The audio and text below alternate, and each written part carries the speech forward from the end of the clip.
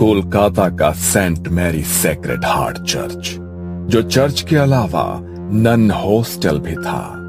जवान लड़कियां जो दुनिया के सारे बंधन और वैभव त्याग कर जीसस और मानवता की सेवा करने की कसम खाती थी, वो इसी हॉस्टल में रहकर अपनी ट्रेनिंग के कुछ साल बिताती थी। और जब उन्हें नन होने के सभी कर्तव्य सिखा दिए जाते तो उन्हें सेक्रेड हार्ट सोसाइटी से जुड़े किसी चर्च में भेज दिया जाता। ये मार्च का अंतिम शनिवार था। चर्च में इवनिंग प्रेयर हो रही थी। तभी मदर सुपीरियर एग्नेस, जो इस नन ट्रेनिंग सेंटर की हेड थी, उन्होंने एक 22 साल की लड़की से बाकी लड़कियों का परिचय कराया। ये है गॉड स्पेशल चाइल्ड मारिया। आप सभी की तरह इनका जन्म भी सिर्फ सांसारिक सुखों में अपने जीवन को व्यर्थ करने के लिए नहीं, बल्कि प्रभु के चरणों की सेवा के लिए हुआ है।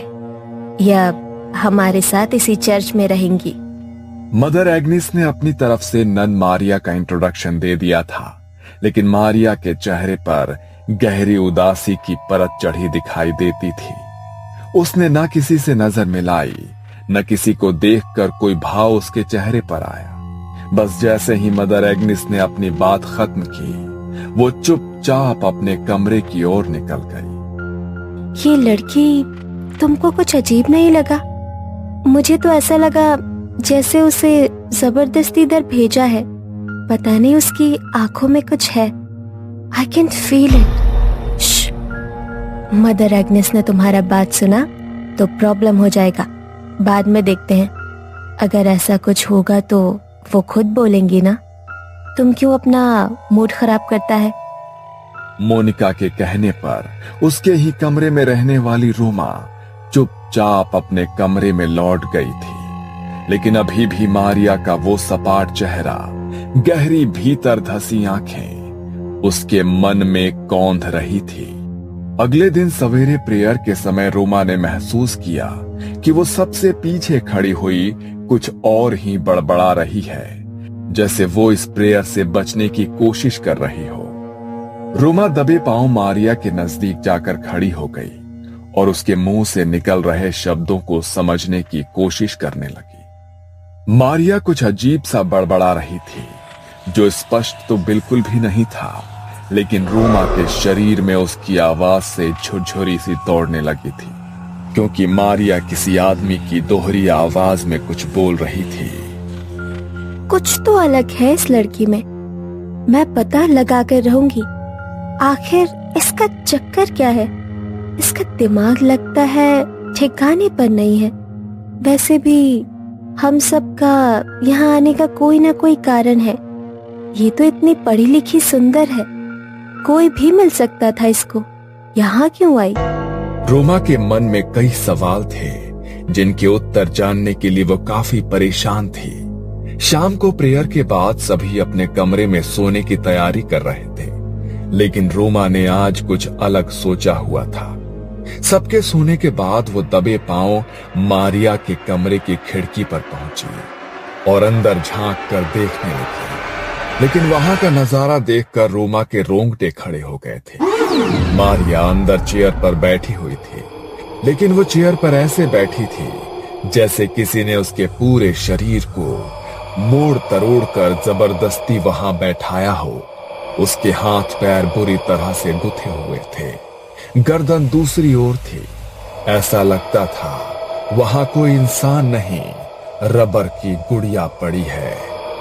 अचानक ही मारिया ने अपनी गर्दन रोमा की ओर घुमाई और इस बार मारिया का चेहरा देखकर रोमा की चीख निकल गई। मारिया की आंखों के चारों ओर गहरे स्याह गड्ढे दिखाई पड़ रहे थे। बाल बुरी तरह से उसके चेहरे पर बिखरे थे और दांत इतने काले थे जैसे किसी ने जलता हुआ कोयला उसके मुंह में रख दिया।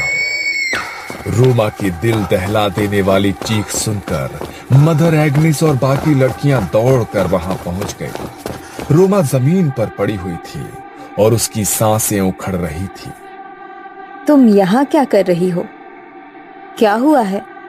रोमा ने उंगली से मारिया के कमरे की ओर इशारा किया। रोमा की हालत देखकर मदर एग्निस ने खिड़की से अंदर की ओर देखा तो उसके भी होश उड़ गए। ओ जीसस, ये क्या है? मैं देखती हूँ, तुम लोग इधर ही रहना। मदर एग्निस क्रॉस को हाथ में लेकर मारिया की ओर कदम बढ़ाती है तो मारिया अपनी कुर्सी से कूदकर नीचे जमीन पर आ जाती है और किसी जंगली जानवर की तरह गुर्राते हुए मदर एग्निस को एक टक घूरने लगती है। एग्निस धीरे धीरे क्रॉस को अपने हाथ में पकड़े मारिया की ओर बढ़ रही थी। तभी अचानक उनके हाथ से क्रॉस छूटकर नीचे गिर पड़ता है। अगले ही पल मारिया की आंखों की पुतली काली हो जाती है। उसकी उंगलियां कड़कड़ की आवाज के साथ पीछे घूम जाती है और मारिया किसी जानवर की तरह एग्निस के ऊपर छलांग लगाकर उसके हाथ का मांस चबा डालती है। वो किसी शैतान की तरह मदर एग्निस का मांस अपने मुंह में दबाए वहां खड़ी हुई थी और मदर एग्निस दर्द से बेहाल हो रही थी। हमला करने के बाद मारिया वापस जाकर उसी कुर्सी पर बैठ जाती है और अजीब सी आवाज में कुछ बड़बड़ाने लगती है। मारिया के मुंह से सुनाई दे रही आवाज ऐसी थी मानो एक साथ 2-3 लोग बोल रहे हों। चीख पुकार सुनकर चर्च में रहने वाले फादर भी वहां पहुंच जाते हैं और मदर एग्निस की ऐसी हालत देखकर उन्हें वहां से बाहर ले आते हैं। मारिया अभी कुछ शांत दिखाई दे रही थी और इसी मौके का फायदा उठाकर मारिया को उसके कमरे में बंद कर दिया जाता है। मारिया की ऐसी हालत देखकर सभी हैरान थे। बाकी की लड़कियों में भी डर का माहौल बन गया था। फादर स्टीव समझ चुके थे कि ये कोई इंसानी नहीं, शैतानी ताकत का काम है। इसलिए बाकी की लड़कियों को उस कमरे से दूर रहने की सलाह दी जाती है और वो क्रॉस को माथे से लगाकर कुछ बुदबुदाने लगते हैं। अगले दिन सुबह प्रेयर का समय था। फादर ने सभी ननों को मारिया के कमरे के बाहर बुलाया और एक साथ प्रेयर करने के लिए कहा। पवित्र जल हाथ में लेकर फादर मारिया के कमरे में दाखिल हुए। एक तरफ बाकी की नन मिलकर लगातार प्रेयर कर रहे थे और दूसरी ओर फादर हाथ में पवित्र जल लेकर मंत्र बोलते हुए उसकी ओर बढ़ रहे थे। फादर को देखकर मारिया के चेहरे के भाव बदलने लगे। वो घबरा कर एक कोने में सिमट रही थी। प्रेयर की आवाज उसके कानों में पहुंच रही थी, जिससे वो अपने दोनों कानों पर हाथ रखकर बचने की कोशिश कर रही थी। अचानक एक चीख के साथ वो जमीन पर गिर पड़ी और उसी के साथ फादर स्टीव ने पवित्र जल छिड़ककर बाकी सभी को यकीन दिला दिया कि मारिया के ऊपर जो भी शैतानी साया था वो पवित्र जल और प्रार्थना की शक्ति से उसे छोड़कर जा चुका है। पवित्र जल ने जहां जहां मारिया के शरीर को छुआ था वहां पर छाले जैसे बन गए थे। ऐसा लगता था जैसे मारिया को किसी ने तेजाब से जला दिया हो। कुछ देर बाद मारिया को होश आया तो वो दर्द से कराहती हुई पहले से काफी कमजोर नजर आ रही थी। उसके शरीर में अब मुश्किल से उठने बैठने जितनी ताकत बची थी। चेहरा एकदम मुरझा चुका था, शरीर भी मानो झुक गया था। मारिया की हालत को देख मदर उसे उसके कमरे के बिस्तर पर ही लिटा देती है। ओह जीसस, इसका हालत बहुत खराब लग रहा है। इसे यही आराम करने दो, होली वाटर इसको ठीक कर देगा। अगले 2 दिन बेहद सन्नाटे में गुजरे। मारिया ऐसे ही बिना कुछ खाए पिए, बिना एक भी शब्द बोले अपने बिस्तर पर पड़ी रही। 2 दिन बाद उसने टूटे फूटे शब्दों में पानी मांगा। मदर के कहने पर मारिया को पानी पिलाया गया। मारिया अब थोड़ी सामान्य सी नजर आ रही थी। ऐसा लगता था कि जैसे जो भी बुरी शक्ति थी वो वाकई में उसे छोड़कर अब जा चुकी है। मारिया की ऐसी हालत देखकर मदर एग्निस ने प्यार से उसके सर पर हाथ फेरा। कुछ खाओगी? मारिया ने हाँ में गर्दन हिलाई और फिर कई दिनों के बाद मारिया ने भर पेट खाना खाया। वो खाती ही जा रही थी जैसे न जाने कितने सालों से भूखी हो। जैसे जैसे समय बीत रहा था, मारिया के खाने की गति और तरीका बदलते जा रहा था। मारिया का पूरा मुंह खाने से सन गया था। खाना खाने के बाद मारिया कुछ अलग सी नजर आने लगी थी। एक बार फिर उसकी आंखें बदलने लगी और वो कुछ अजीब सी भाषा में बड़बड़ाने लगी। ये बार बार अलग भाषाओं में बोल रही है, लेकिन इसने इतनी सारी भाषाएं सीखी कब? आप तो कह रही थी ये अनाथ आश्रम में रहकर पढ़ी है। क्या वहाँ पर ये सब भी सिखाते हैं? और आपने उसे खाना खाते हुए देखा? ऐसा लग रहा था जैसे कोई इंसान नहीं, जानवर खा रहा हो। मुझे नहीं लगता ये अपने होश में है। इस समय जो कुछ भी कर रही है ये उसके अपने बस में नहीं है। इससे पहले कि कोई कुछ कर पाता, मारिया एक बार फिर से नॉर्मल हो गई थी। ऐसा लगता था अभी कुछ देर पहले जो भी हुआ उसे उसकी जानकारी ही नहीं है। मारिया का स्वभाव गुजरते समय के साथ अजीब और अजीब होता जा रहा था। मदर एग्नेस और फादर स्टीव समझ गए थे कि मारिया को संभाल पाना उनके बस का नहीं है। मारिया को शुक्रवार तक यहाँ पर ही रखना होगा, उसके बाद फादर एडमंड ही कुछ कर सकते हैं। 3 दिन बाद शुक्रवार को फादर एडमंड वहां आए और देर रात सबके सोने के बाद एक्सोर्सिज्म यानी कि मुक्ति की प्रक्रिया शुरू की। मारिया को एक कुर्सी पर बांध दिया गया। उसके चारों ओर क्रॉस और जलती मोमबत्तियां रखकर पवित्र जल का छिड़काव कर दिया गया और उसी के साथ फादर ने मंत्र पढ़ने शुरू कर दिए। मारिया की आंखों की पुतली एक बार फिर से काली नजर आ रही थी। उसके चेहरे पर शैतानी मुस्कान दिखाई दे रही थी। मारिया एक साथ कई भाषाओं में जाने क्या बोल रही थी।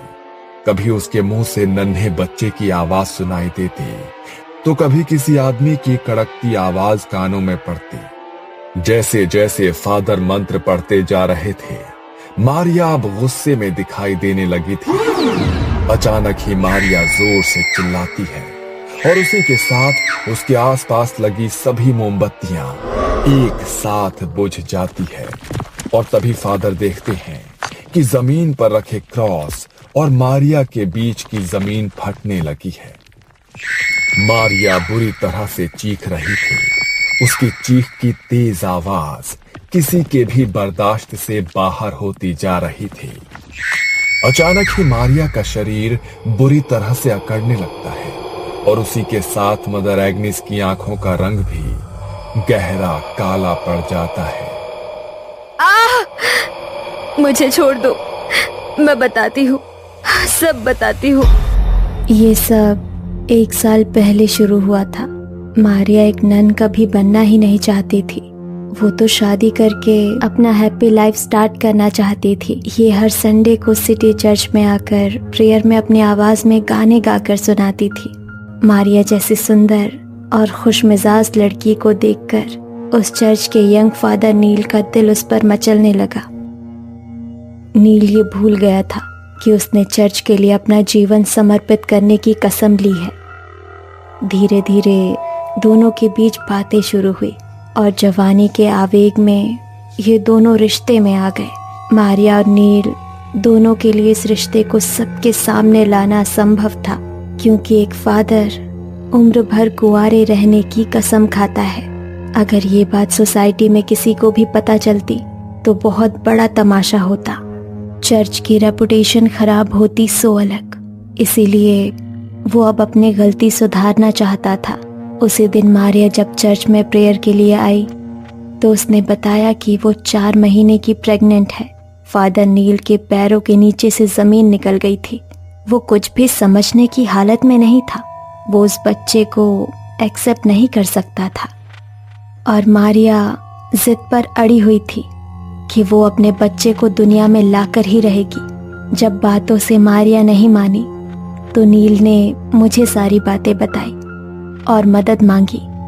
मैंने वादा किया कि मैं उसकी मदद करूंगी, लेकिन पहले ज़रूरी ये था कि वो मारिया को बच्चे से छुटकारा पाने के लिए राज़ी करे। आधी रात का समय था। बाहर भयंकर तूफान आया हुआ था।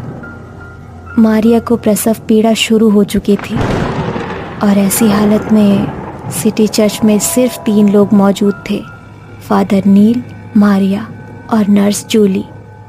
मैंने नर्स जूली को सिटी चर्च में पहुंचने के लिए कहा था। जूली आ गई है ना, तुम चिंता मत करो, वो सब संभाल लेगी। यस, जूली तो आ गई है, लेकिन मारिया की हालत बहुत खराब है।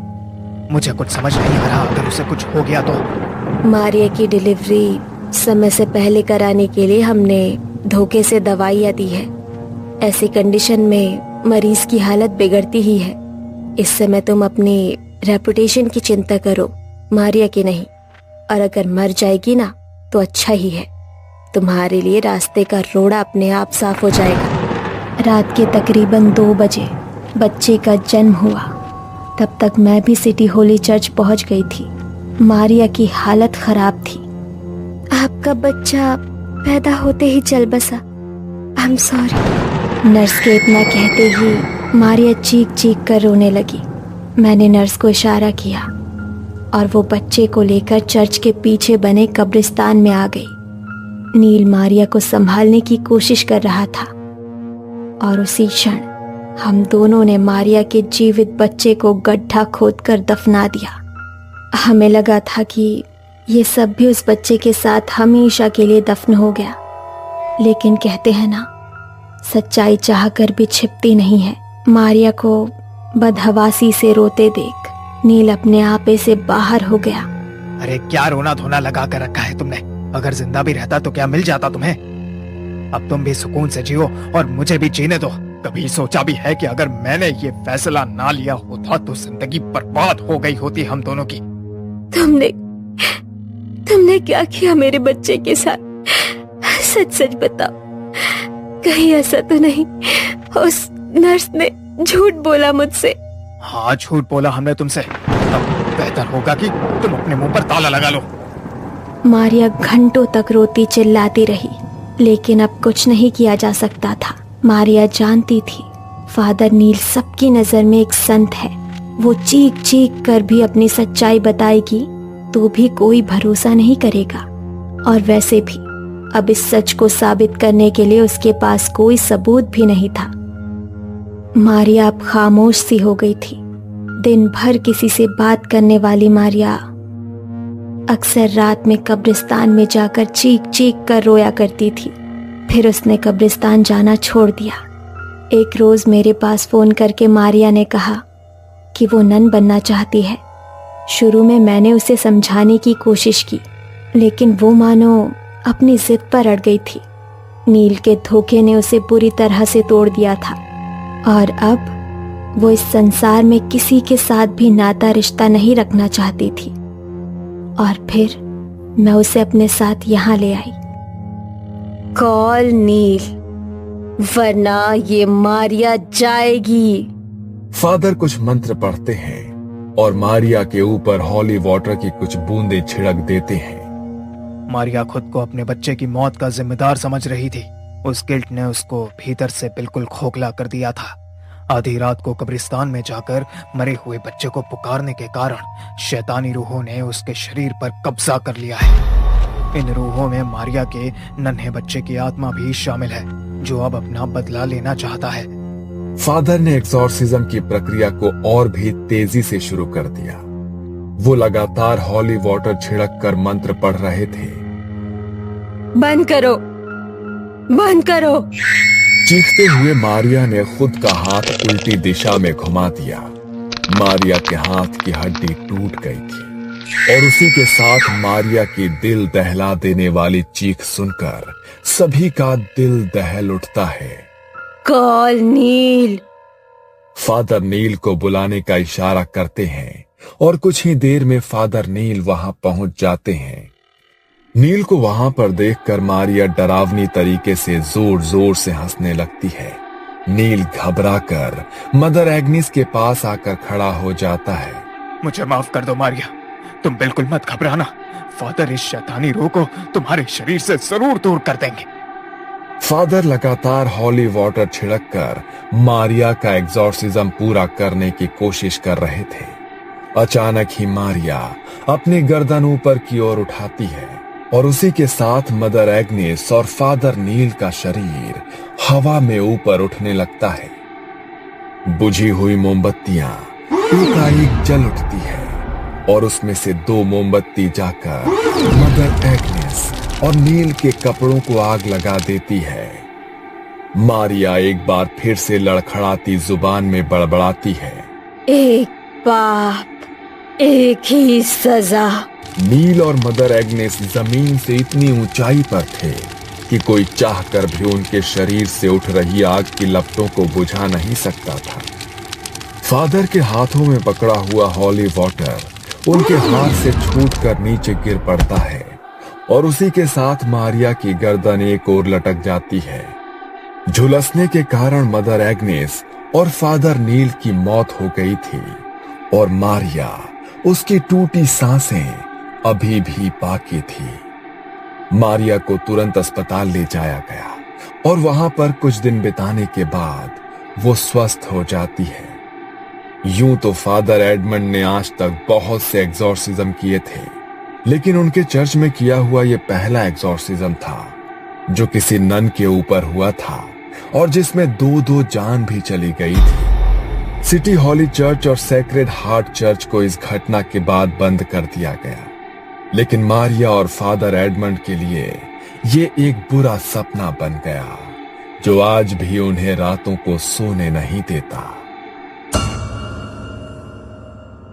ये कहानी आपको अच्छी लगी हो तो हमें सब्सक्राइब करें